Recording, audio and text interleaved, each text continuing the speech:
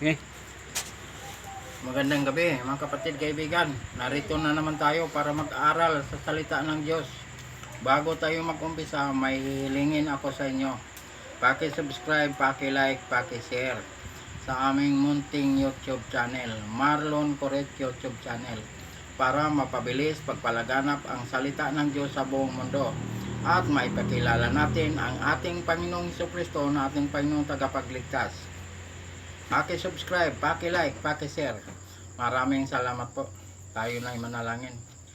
Ama naming Diyos nga makapangyarihan sa lahat. Salamat po Panginoon sa gabing ito. Narito po kami Ama para mag-aral sa iyong salita.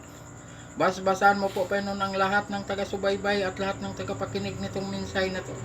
Na sila'y makakilala sa iyo at ikaw ay tanggapin bilang Panginoon at tagapagligtas. Ito ang aming hiling at samudalangin sa pangalan ng aming Panginoong Jesucristo, naming Panginoong tagapagligtas. Amen. Dito tayo mag-aral mga kapatid kaibigan sa Marcos Kapitulo 16, versikulo 14 hanggang 16. Ito ang sinasabi dito sa versikulo 14. Ito ang sinasabi dito, ganito. At pagkatapos siya'y nagpakita sa 11, samantalang sila'y nakaupo sa hapag-kainan. Sila'y kanyang pinagsabihan dahil sa kawalan nila ng pananampalataya at katigasan ng puso, sapagkat hindi nila pinaniniwalaan ang mga nakikita sa kanya pagkatapos na siya'y muling mabuhay. Pinagsabihan ng ating Panginoon ang mga hindi sumasampalataya. Ayan. Ang mga hindi naniniwala sa kanyang muling pagkabuhay. May mga tao nga hindi naniniwala nga ang ating Panginoon ay muling nabuhay. Hindi sila sumampalataya at hindi sila naniniwala. Dahil binulag sila sa mga kasamaan na nandito sa mundo. Kaya nga hindi sila sumasampalataya, hindi sila naniniwala dahil ayaw nilang maniwala. Paano maligtas pag ayaw maniwala nga si Kristo ay muling nabuhay? Hindi ka maliligtas pag hindi ka maniniwala dahil si Kristo ang tagapagligtas. So, wala nang ibang tagapagligtas kundi si Jesucristo. Kaya nga siya namatay para tayo ay maligtas. Paniwalaan natin nga si Kristo ay namatay at muling nabuhay para tayo ay magkaroon ng kaligtasan. Yan ang ibig sabihin nito sa versikulo 14, 15. Ito ang sinasabi dito sa versikulo 15. At sinabi niya sa kanila, humayo kayo sa buong sanlibutan at inyong ipangaral ang Ebanghelyo sa lahat ng nilikha. Yan ang sabi sa versikulo 15. Ipangaral ang salita ng Diyos sa buong sanlibutan para makilala ang ating Panginoon nga siya ang ating tagapagligtas. Kaya nga ipinangaral ang kanyang salita sa buong mundo. Ipinakilala nga si Jesucristo ay Diyos nga nagkatawang tao. Siya ay tunay na Diyos at buhay na walang hanggan. Siya ang ating Panginoong tagapagligtas. Wala nang ibang tagapagligtas kundi si Jesucristo lamang. Ayan, ito katotohanan nga si Kristo ay namatay at muling nabuhay. Ito ang ating pinag-aralan ngayon. Last verse, 16. Ito ang sinasabi dito sa versikulo 16. Ang sumasampalataya at mabautismuhan ay maliligtas. Ngunit ang hindi sumasampalataya ay parurusahan.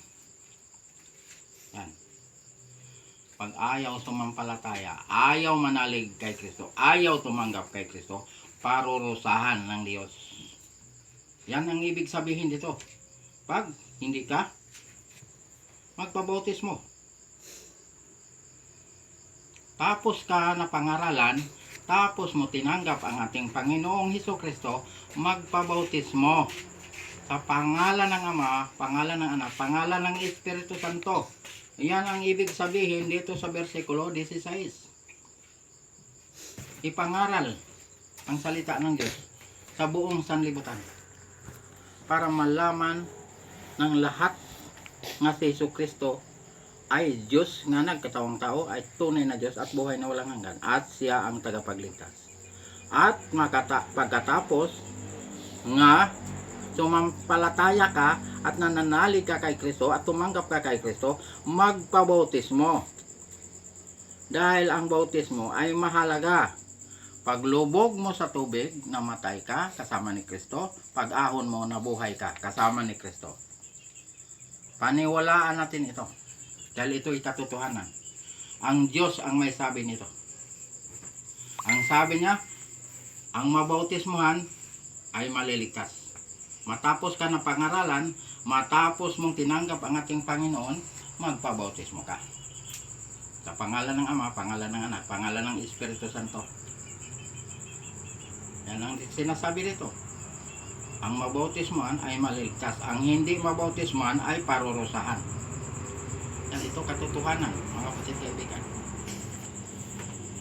Si Kristo ang may sabi nito. Kaya nga mga kapatid kaibigan, ngayong gabing ito, tiyakin natin ang ating kaligtasan. Baka bawian tayo ng ating hiram na buhay. Hindi tayo nakakatiyak sa ating kaligtasan. Kaya tiyakin natin ngayong oras na ito. Sino man ang hindi nakakatiyak, tiyakin natin ang ating kaligtasan.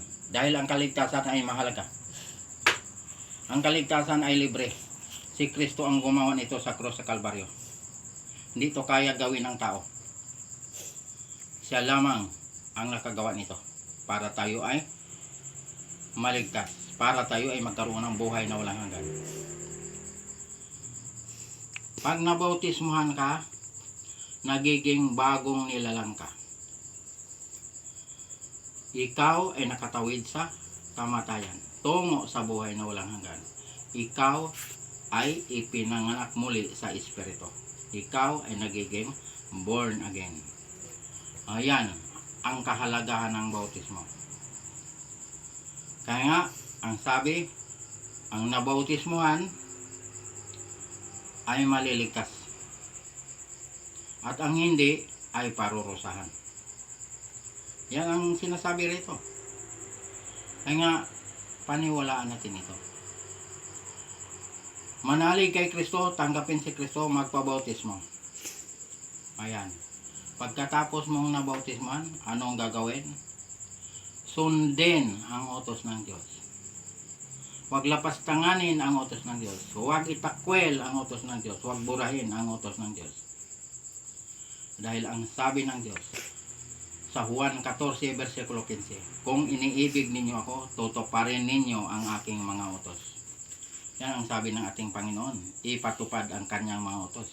Kaya mga kapatid kaibigan, mahal tayo ng Diyos. Ayaw ng Diyos na tayo mapahamak. Gusto ng Diyos na tayo ay maligtas. Tapos na, ginawa ni Kristo ang ating kaligtasan sa krus sa Kalbaryo. Bayad na ang ating kasalanan. Pero, ang tanong, bakit may mapahamak? Dahil ayaw makinig sa salita ng Diyos, ayaw maniwala, ayaw tumanggap kay Kristo. Kaya nga sila ay napahamak. Sila na ang pumili sa kanilang kapahamakan. Ayan ang katotohanan mga kapatid kaibigan. Nasa utos ang palatandaan ng Diyos. Ano ang ginawa na palatandaan ng Diyos? Nga nasa utos niya. Pang-apat na utos. igalang mo ang araw ng pamamahinga, ang Sabat. Yan ang palatandaan ng Diyos. Ang sabi ng Diyos, kilalanin niyo ako, kilala ko kayo. Ezekiel 20:20. Naglagay ang Diyos ng palatandaan, ang Sabat. Dahil itong mundo na ito, ginawa ng Diyos, lahat, langit, lupa, dagat, at pati tayo nilikha ng Diyos sa loob ng 6 na araw. 6 na araw nilikha ito ng Diyos. Anong araw yung sinabing 6 na araw? Saan nag-umpisa paglikha ang Diyos? Nag-umpisa paglikha sa araw ng linggo. Lunes, Martes, Miyerkules, Huwebes hanggang Biyernes. Yan ang sinasabing 6 na araw na nilikha ng Diyos itong mundong ito. Pati tayo nilikha. Ang sabi ng Diyos sa ika-7 araw, siya ay nagpahinga. Dahil ang ika-7 araw ay banal, ang Sabat ay banal. Ginawa ng Diyos ito na palatandaan. Bakit sinabi ng Diyos nga siya ay nagpahinga? Napagod ang Diyos? Hindi napapagod ng Diyos dahil ang Diyos ay makapangyarihan. Sinabi niyang siya ay nagpahinga para tayong kanyang mga anak, mga nilalang, mga hinirang, sumunod sa kanya. Para tayo ay makapasok sa kapahingahan ng Diyos. Ayan. Nilagyan ng Diyos ng palatandaan. Dahil binasbasa niya ang araw ng Sabat, ibinukod para sa kanya. Para tayo ay sumamba sa Diyos sa araw ng Sabat. Kaya nga sa bagong langit, bagong lupa, ang samba ron ay Sabat. Hindi linggo. Saan mabasa? Isaiah 66, versikulo 22 hanggang 23. Sa versikulo 22, mababasa mo ang bagong langit, bagong lupa. Sa versikulo 23, pag nakabasa ka na araw na pamamahinga, ay Sabat yan. May Biblia kasing nakasulat, araw ng pamamahinga. Pero dito sa hawak ko na Biblia ngayon na ginagamit ko, ang nakasulat dito ay Sabat. Lahat ng bansa pupunta ron para sumamba sa Diyos. Sambahin ang Diyos sa Espiritu at sa katotohanan. Ayan. Pero mga kapatid kaibigan, hindi makapagsamba ron, hindi makapasok doon ang mga pangalan na hindi nakasulat sa aklat ng buhay. Yun lang ang makapagsamba ron, yung mga pangalan na nakasulat sa aklat ng buhay. Dahil iba ang destinasyon ng mga pangalan na hindi nakasulat sa aklat ng buhay. Ang destinasyon nun ay lawa na po'y. Ang lawa na po'y, yun ang pangalawang kamatayan. Yun ang impyerno. Yan ang paglagyan ng mga pangalan na hindi nakasulat sa aklat ng buhay. Kaya mga kapatid, kaibigan, tiyakin natin ang ating kaligtasan. Tiyakin natin na ating pangalan ay nakasulat sa aklat ng buhay para tayo ay makapagsamba roon sa bagong langit, bagong lupa na pinaghaharian ng katarungan. Ayan, ito katotohanan mga kapatid kaibigan. May samba ron sa bagong langit, bagong lupa. Sabat ang samba ron, hindi linggo. Kaya nga tinuturuan tayo ng Diyos dito pa lang sa lupa para pag tayo makapunta ron, makapasok doon, hindi na tayo magtaka, hindi na tayo magtanong bakit Sabat ang samba. Dito pa lang sa lupa, tinuturuan na tayo ng Diyos. Kaya ito, paniwalaan natin ito katotohanan. Ang Diyos ang may sabi nito. Wala itong halo nga kasinungalingan. Mga kapatid kaibigan, ito katotohanan. Tiyakin natin ang ating kaligtasan dahil ang kaligtasan ngayong buhay pa tayo. Pangalawang Korinto kapitulo 6 versikulo 2. Ngayon ang araw ng kaligtasan. Buhay pa tayo.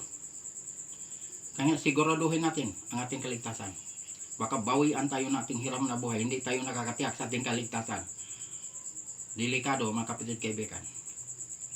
Kaya nga tiyakin natin. Tayo nananalig kay Kristo, tayo tumanggap kay Kristo bilang Panginoon natin kapagligtas. Tayo ay nagpabautismo sa pangalan ng Ama, pangalan ng Anak, pangalan ng Espiritu Santo at sumunod sa kautosan ng Diyos. Maraming salamat po. Hanggang dito na lang tayo. Paki-subscribe, paki-like, paki-share sa aming munting YouTube channel, Marlon Corret YouTube channel, para mapabilis pagpalaganap ang salita ng Diyos sa buong mundo. At maipakilala natin ang ating Panginoong Jesucristo na ating Panginoong tagapagligtas. Paki-subscribe, paki-like, paki-share. Maraming salamat po. Tayo na manalangin. Ama naming Diyos nga makapangyarihan sa lahat, salamat po Panginoon sa mga salita mo naming napag-aralan ngayong gabing ito. Basbasan mo po Panginoon ang lahat ng taga-subaybay at lahat ng taga-pakinig nitong mensahe na to nga sila'y makakilala sa iyo at ikaw ay tanggapin bilang Panginoon at tagapagligtas. Ito ang aming hiling at samot dalangin sa pangalan ng aming Panginoong Kristo, naming Panginoon tagapagligtas. Amen. Amen.